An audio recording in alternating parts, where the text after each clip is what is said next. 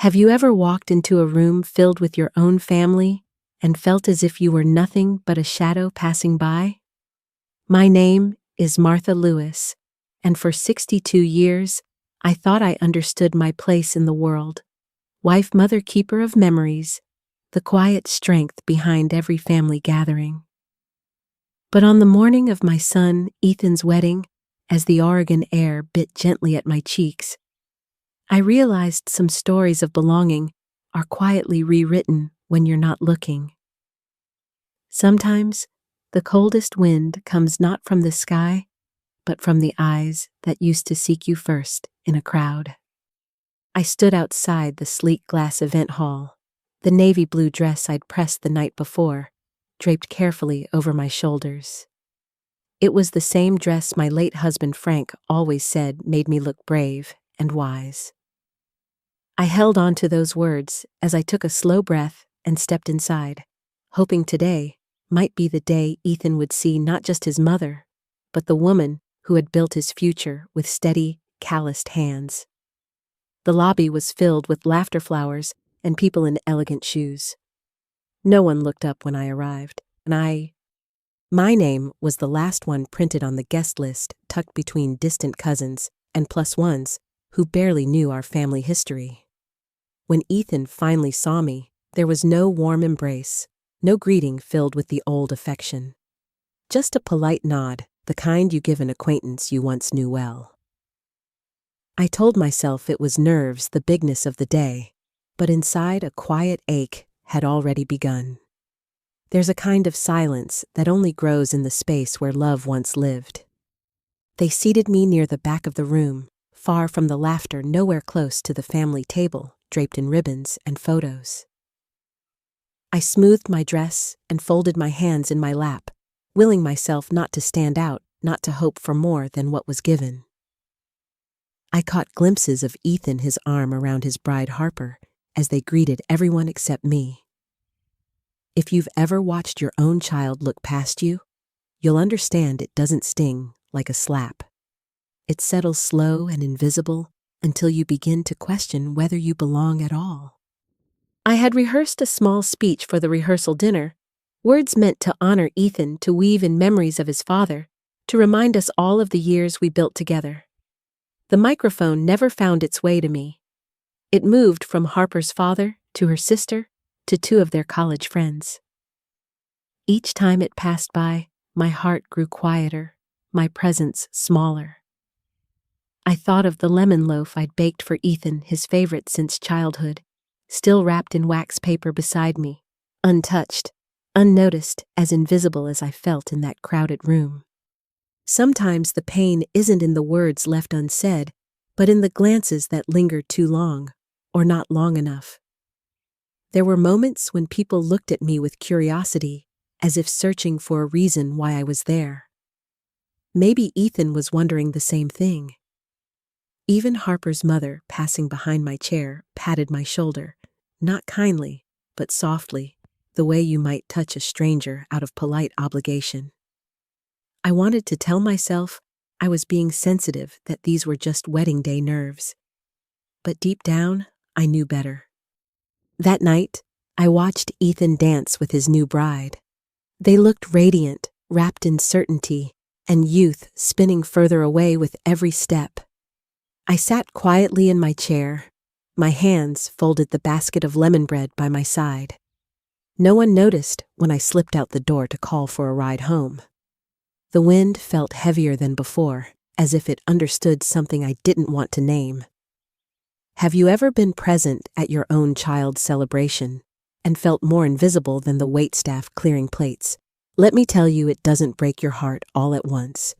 It settles gentle and slow, like dust on an empty chair. And that right there is where my real story begins.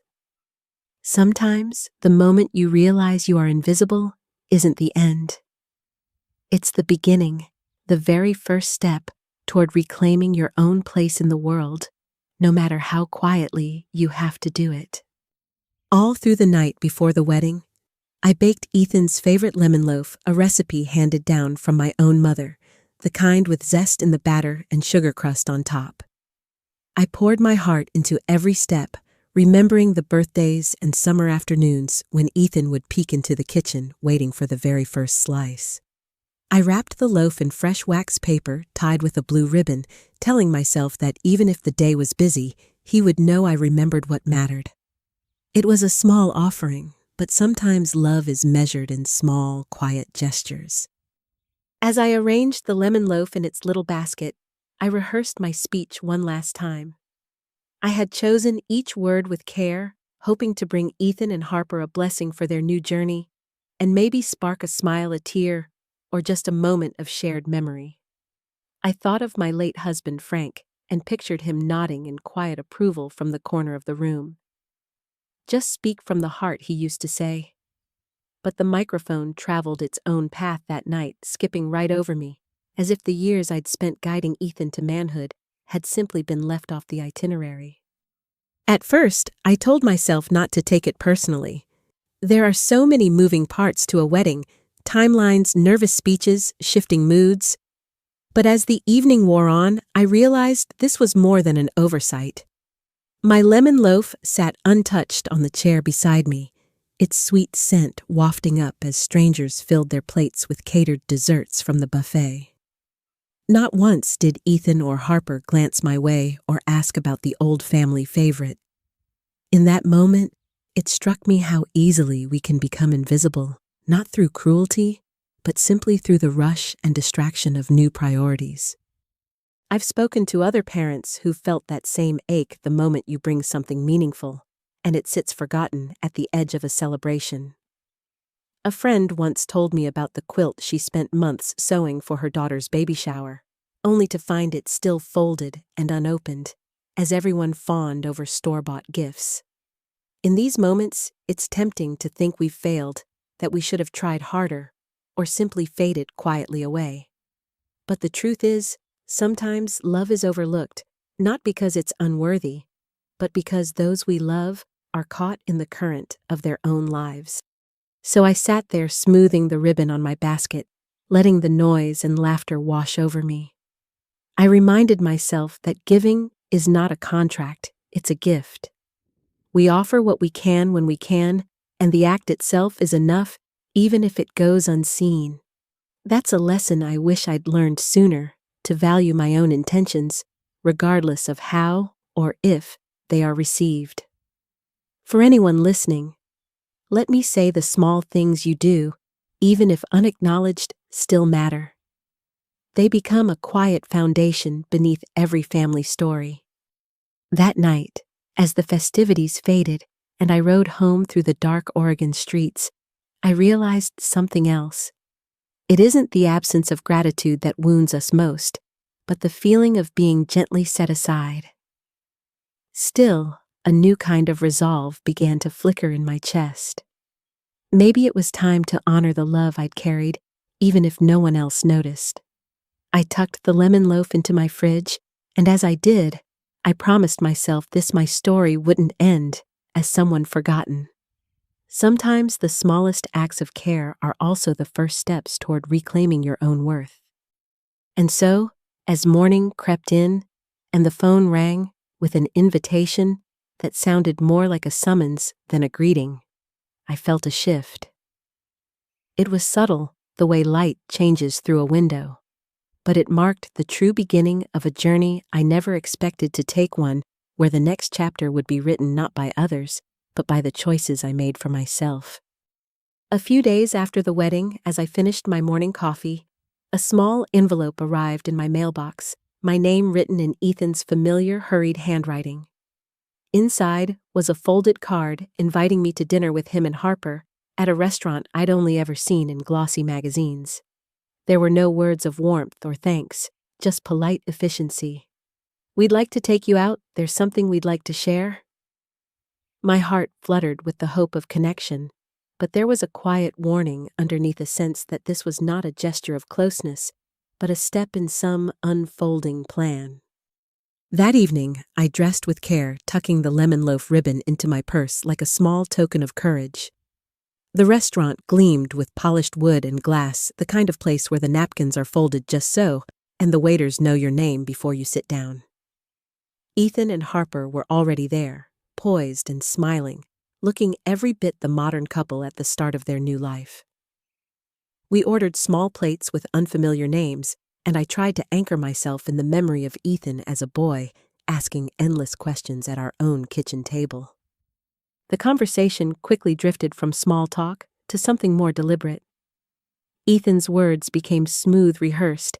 He spoke of opportunity, innovation, and the potential of family land. Harper chimed in, her voice gentle, but practiced echoing phrases about legacy and wellness retreats. They presented me with a folder of plans, charts, and signatures. It wasn't my opinion or blessing they wanted, but my name on a dotted line, permission for a business venture that would put the land in their hands. The dinner was not about family, but about turning my life's work into their next project. It's an uneasy thing realizing you're no longer seen as a mother, but as an obstacle or an asset. I'd always believed that the things I gave time, care, even sacrifice were the currency of love, and that love would come back to me in kindness and respect. But sometimes, our most cherished roles are quietly rewritten by circumstance or ambition. I've known other parents who've faced this shift, their presence required only for what they can provide, rather than who they are. It's a painful, lonely discovery, but it's not uncommon. The lesson that night was a quiet one. When love begins to feel like a transaction, it's time to ask yourself what you truly value.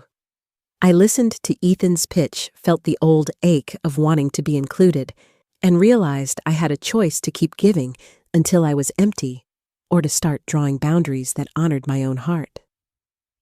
Love is not lessened by saying no when your spirit needs it most. We must remember that our worth isn't measured by how useful we are to others, but by the courage it takes to stand up for ourselves. When I left the restaurant, folder in hand, I walked out into the evening air, feeling both heavier and strangely lighter. The city lights shimmered on the pavement, and for the first time in a long while, I thought about the life I'd built, the memories and the dreams that belonged to me alone. I didn't have answers yet, but I knew this was a turning point. Sometimes, a dinner invitation is more than a meal. It's the beginning of a new chapter, one where you finally learn to choose yourself.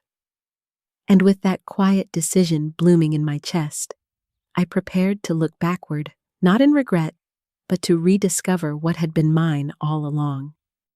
When sleep refused to come that night, I found myself pulled toward the edges of memory, the places and people who made me. Before dawn, I packed a small bag and drove out to the old farmhouse, the one Frank and I built, from dreams and borrowed time.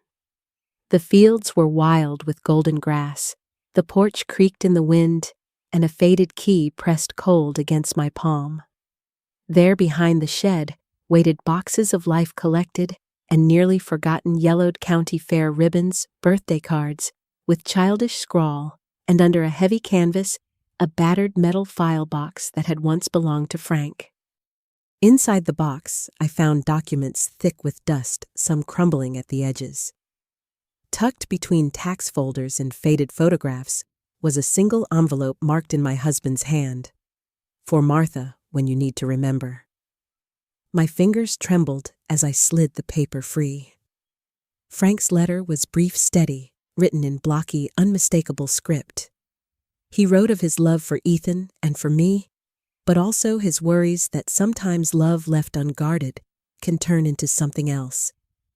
He explained that years ago he'd transferred the deed for all 200 acres solely into my name, not because he doubted our son, but because he'd seen how ambition can cloud judgment. Reading his words, I felt a tangle of emotions, comfort, sorrow, and a sudden clarity. Frank wanted me to have a choice, a real one, even if that meant holding firm against Ethan's dreams. He warned, "There will come a day when you'll need to remember who you are and what you stand for." Land is more than soil. It's the story of every hand that built it. That letter pressed a kind of courage into my chest. the knowledge that love sometimes means protecting what matters, even from those we love most. Stories like this play out across generations. I've met women at church or in grocery store lines who share their own hidden boxes, Will's carefully written jewelry set aside for safekeeping, or recipes tucked away as a final act of love. We all carry pieces of our past forward, sometimes unsure when or how we'll need them. But those small acts, saving a letter, holding on to a key, remind us that our story and our voice do not end when others stop listening. The lesson I drew from Frank's words was simple, but not easy. In families, inheritance is never just about land or money. It's about values, memory, and the boundaries that make love strong enough to last. For me, holding that deed and letter meant knowing I could say yes or no, not from fear, but from a place of wisdom and care. That day, in the dusty shed, I promised myself I wouldn't let guilt or longing dictate my choices anymore. As I closed the file box and locked the shed behind me, the sky brightened with the first colors of morning. I returned to my car, heart steadier, and realized that sometimes the answers we need are waiting in quiet corners beneath the weight of years. And as I drove back toward town, deed and letter beside me, I knew it was time to seek help, someone who could help me honor Frank's wishes and my own, and teach me how to build the boundaries that love sometimes requires. With Frank's letter still warm in my memory, I made an appointment with Delilah, a dear friend who'd practiced law long before most people in our town knew what a trust was. Her office was lined with dusty law books and photos of her mother's farm, a quiet reminder of the world we both came from.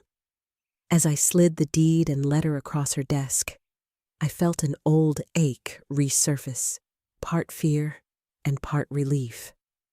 I explained everything: the wedding, the dinner invitation, and the plans Ethan and Harper had for our family's land.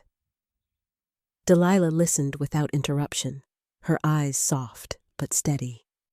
She explained my options carefully, outlining how a trust could protect not just the land, but my right to decide its future. "It's not selfish to protect your boundaries," Martha Delilah said. "It's a kindness to yourself and in the long run to your son as well." I remembered stories she'd told me about other clients, parents who'd lost homes to legal loopholes or whose kindness was mistaken for weakness. "There's a quiet epidemic among families," she said, "older generations out of love or fear, giving away everything only to realize too late that boundaries are an act of care." As we signed the documents, I felt the smallest sense of power returning, not the loud, demanding kind, but the strength that comes from clarity and intention. The trust included simple but strong protections. If ever my capacity was questioned, 2 doctors would have to agree before any transfer. Ethan and Harper could not use my name for their business, nor sell or build without my say. I left Delilah's office lighter, understanding that love does not mean giving away all you have, but keeping enough to hold yourself upright when storms come. It's a lesson I wish I'd learned sooner. I once believed that saying no to my child meant failing him or closing a door that should always remain open. But real love, I've come to see, has walls and gates, not to keep people out, but to let in only what nourishes the heart. I think of friends who, like me, have spent years giving and giving money, time, forgiveness, until they realized that without boundaries, love wears itself thin and resentful. Protecting your home, your heart, and your legacy isn't selfish. It's the foundation of trust itself. As I drove home with the trust papers tucked safely in my bag, I looked out across the fields and felt a strange calm settle over me. The air was cool, the sky wide and open, and I knew that the hardest part wasn't paperwork or signatures. It was learning to believe that my boundaries mattered. The next time Ethan called, his voice eager and optimistic, I simply told him I would have to think things over. That quiet no, or at least not yet, felt like the first honest word I'd spoken in years. That evening, I placed the trust documents in the top drawer of my nightstand, beside old letters and treasured photos. For the first time in a long while, I slept without waking in worry. I didn't know exactly what the future would bring, but I knew this: I had started to reclaim my own story. And as dawn broke over the fields, I realized I was finally ready to face Ethan and Harper again. Not with fear, but with the steady heart of someone who has learned the power of protecting what matters most. The next invitation from Ethan and Harper came quicker than I expected, another dinner, this time in a quieter restaurant, but the air between us just as carefully arranged. They greeted me with bright smiles, but beneath the pleasantries I sensed a hint of urgency, a pressure that hadn't been there before. Over the table, they unfolded new designs, glossy renderings of a wellness retreat, with winding trails, glass-walled pavilions, and words like sustainability and legacy filling each page. Harper spoke first, her voice soft and hopeful, describing how this project could honor family history. But her eyes rarely met mine. Instead, she watched the folder, waiting for my approval. Ethan tried a different approach, sharing childhood memories of the land catching frogs at the pond, building forts in the old barn, each memory spun as a reason to say yes. There was a practiced rhythm to their pitch, every detail carefully planned. But as I listened, something in me shifted. I realized they weren't asking for my blessing, but for my compliance, a signature, not a story. It hurt, but it also clarified the line I needed to draw. Love had brought me here, but love would also guide me in holding firm. The trust I had created wasn't just a legal tool, it was my quiet resolve. When the moment came to sign, I reached into my bag and placed a copy of the trust on the table. The surprise flickered in Ethan's eyes before a polite mask slid into place. I explained gently but clearly I supported their dreams, but the land would remain protected as long as I was able to care for it. Harper's expression faltered, and for a long moment, silence settled between us, a silence full of things unsaid. I thought about all the parents I'd met, who gave everything believing it was the only way to show love, only to feel hollow when what mattered most slipped away. It's a common mistake to believe that sacrifice is the highest form of devotion. Yet over time, I learned that real devotion means setting boundaries, not to shut people out, but to protect the very things that give life meaning. I've seen friends lose not just homes, but a sense of self in their attempts to keep everyone happy. The hardest lesson is this: you can love fiercely and still say no.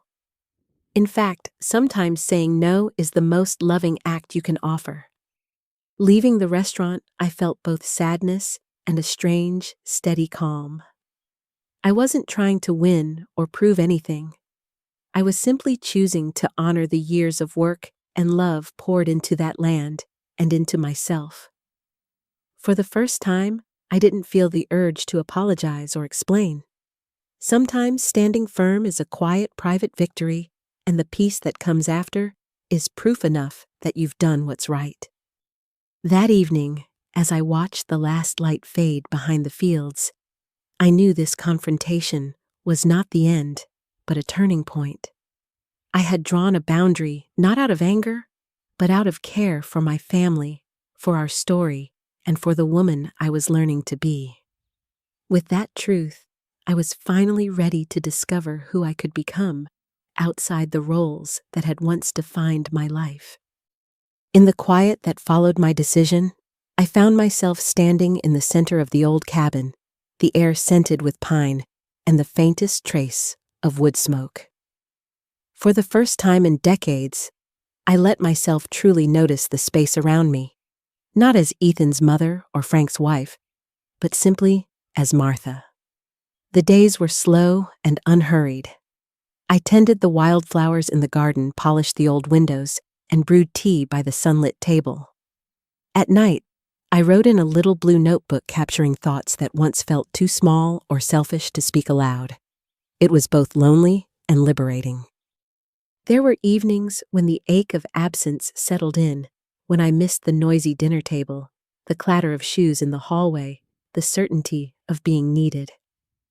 I wondered if other women felt this way after raising families and outliving love. One afternoon, I ran into Carol, a retired teacher from town, who confided that she too felt invisible, sometimes her wisdom overlooked, as soon as she left the classroom.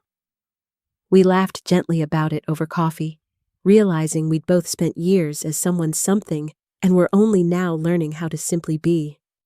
Inspired by Carol, I visited the local library's community room where a group of women gathered to read, bake, and share the little victories of their days. I was hesitant at first, worried I'd have nothing to offer beyond stories of the past. But slowly, I brought in things from my life: a jar of homemade jam, a battered gardening book, even a tray of lemon loaf. The group welcomed these gifts as tokens of who I was now, not just who I had been. There I realized that belonging doesn't require titles or sacrifice, just honesty and kindness given and received.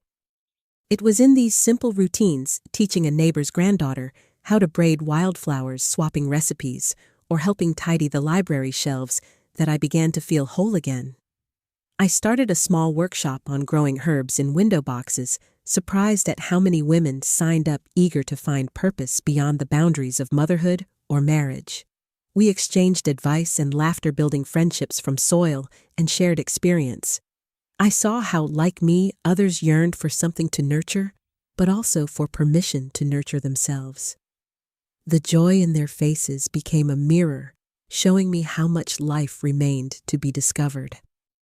The lesson in all of this was gentle but profound. Your identity is not a role or a title or a sacrifice. It's a garden that needs tending, even when no one else is watching. I thought of my mother's advice, often given in passing.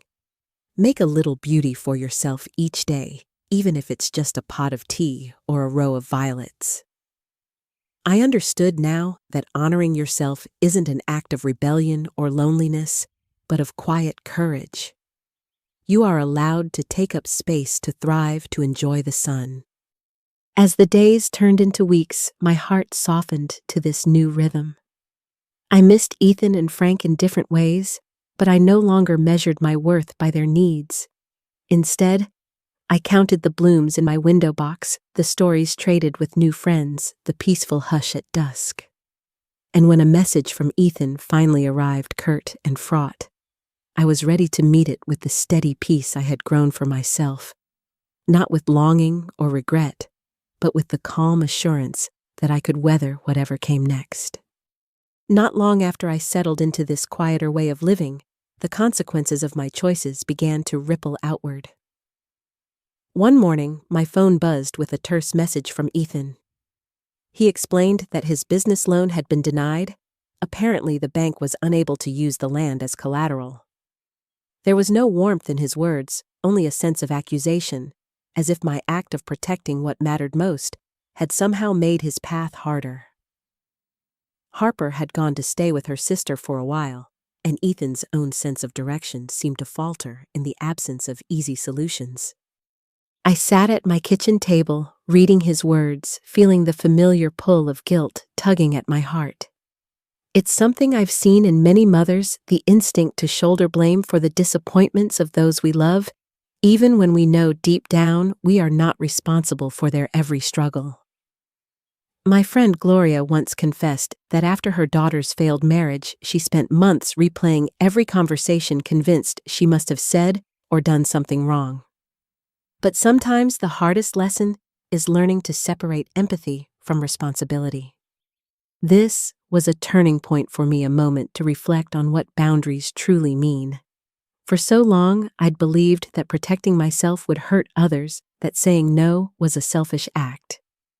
Yet as the days passed and I tended my small garden, I began to see that boundaries aren't walls built out of anger. They are fences of respect.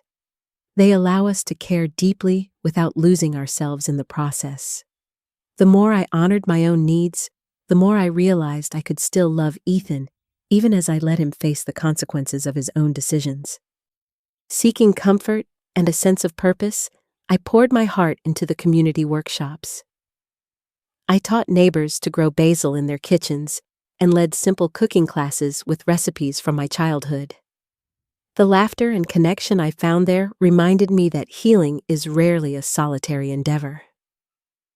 I watched as women, some younger, some older, found pride in small accomplishments, nurturing a plant, baking a loaf of bread, or simply sharing a kind word. In these moments, I discovered that giving back didn't have to mean giving away all of myself. There's a quiet power in seeing your boundaries respected both by yourself and by those around you. It is not about withholding love, but about ensuring that love is given freely, not out of duty or fear. For anyone listening, remember, when you guard your heart wisely, you open new doors to friendship, to growth, and to joy that isn't dependent on anyone else's approval. The ripples from your choices may unsettle others, but in time, they settle into something steady and true. As autumn edged in and the trees along the lane began to turn gold, I felt the old ache of longing for reconciliation. But instead of rushing to fix or rescue, I let that ache become a gentle reminder of all the ways life changes us. I was learning with each passing day that sometimes the greatest gift you can offer your family is the strength to stand on your own 2 feet and the courage to let them stand on theirs. Soon I would face Ethan again, not as a gatekeeper, but as a woman who had learned to honor both love and limits. Ethan arrived on a late October afternoon, unannounced and uncertain, his car tires crunching over the fallen leaves in the drive. I was on the porch shelling beans for a stew when I heard the familiar sound. He stood by the gate for a moment, as if deciding whether to come forward or turn away. When he finally crossed the yard, I saw the weight of disappointment on his shoulders, tiredness, regret, and a stubborn spark of hurt pride. He didn't hug me, just offered a stiff nod, his hands shoved deep into his jacket pockets, searching for something to hold on to.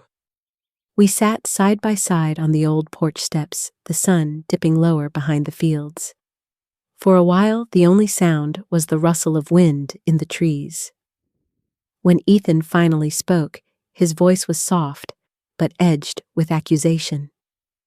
He told me he felt lost, that my decisions had made things more difficult, that he'd always believed I would do anything for him, just as I always had. "You taught me that love means sacrifice, Mom." He said the words as much a question as a wound. "How am I supposed to handle disappointment when you never let me feel it before?" I took a long breath, letting the ache of his words settle. I remembered all the nights I'd tried to shield him from pain, fixing mistakes, smoothing his path, thinking that was what a good mother did. But in that moment, I understood what I had never said. Loving someone doesn't mean absorbing all their struggles. Sometimes real love is letting another person carry their own burdens. I shared a story of my friend Marjorie, who had learned after years of bailing out her son that true support meant trusting him to face his own challenges. I told Ethan that setting boundaries hadn't been easy for me either. I had to learn that my value wasn't measured by how much I could sacrifice or how many times I could rescue him from hardship. "You are stronger than you think," I said quietly. "And so am I." For the first time, I saw him really listen, not just to my words, but to the meaning behind them. There was a long silence as he considered this truth. The sun slipped below the horizon, painting the sky with a gentle wash of orange and blue. That evening, Ethan left without promises or apologies, just a quiet understanding lingering between us. There was no dramatic reconciliation, no tidy resolution. I watched his car disappear down the drive, feeling the sadness of letting go, but also a new kind of peace. Letting go, I realized, is not about closing your heart. It's about accepting that every story, every relationship must change shape with time if it's going to survive. The lesson for me and for him was to allow love to grow beyond old patterns, even if it means loving from afar. With the air turning cold and a gentle hush settling over the cabin, I gathered my things and went inside, ready at last to welcome the next season of my life. I understood that forgiveness isn't always about what's spoken. Sometimes it's simply about releasing the need to hold on. And as I prepared for the quiet days ahead, I felt a quiet hope blooming, certain that the final chapter of my story would be written on my own terms, with strength, with gentleness, and with the unbreakable faith that every ending is in its way a new beginning. As winter settled softly over the fields, I found myself returning to simple rituals, brewing tea by the fire, tending to the last of the garden, and sitting by the window as dusk fell, letting my thoughts drift. Looking back, I saw how far I'd traveled from the pain of invisibility at Ethan's wedding, through the ache of unspoken words, and the struggle to draw boundaries all the way to the quiet strength I'd found in reclaiming my own story. Each chapter, with its heartache and hope, had gently shown me that home isn't built by sacrifice alone, but by self-respect and honest love. I realized that letting go of old roles didn't mean letting go of love. It meant learning to cherish the parts of myself that had long gone unnoticed and opening my life to new friendships, small joys, and meaningful work in the community. The more I honored my own needs, teaching gardening, sharing quiet moments with others, the more I could offer real, generous care, not out of obligation, but from a place of true abundance. My boundaries, once so difficult to draw, had become a source of peace, not just for myself, but for those around me. Ethan and I still traveled our separate roads, but there was no bitterness left in my heart, only a gentle hope that we would meet again, this time as equals, each responsible for our own happiness. I learned that forgiveness isn't a single act or a grand gesture. Sometimes it's a slow, steady acceptance that the people we love are on their own journeys, and so are we. The land, the memories, the quiet evenings by the cabin, they became not just symbols of my past, but foundations for a future where I could stand with both feet firmly planted. If you've ever felt invisible or set aside, whether by family circumstance or the passage of time, I hope my story reminds you that you are worthy of taking up space. Your needs, your voice, your dreams matter. It is never too late to draw a line, to rediscover joy, or to build a life that feels truly your own. Remember, home is not a place others grant you, but a place you claim for yourself with gentle strength and quiet courage every single day. If this story touched you, I invite you to share your own experiences in the comments. Your words might be the light someone else needs to find their way. Please like, subscribe, and join our community for more stories of hope, resilience, and healing. Together, let's remind each other that every ending is just the start of something new.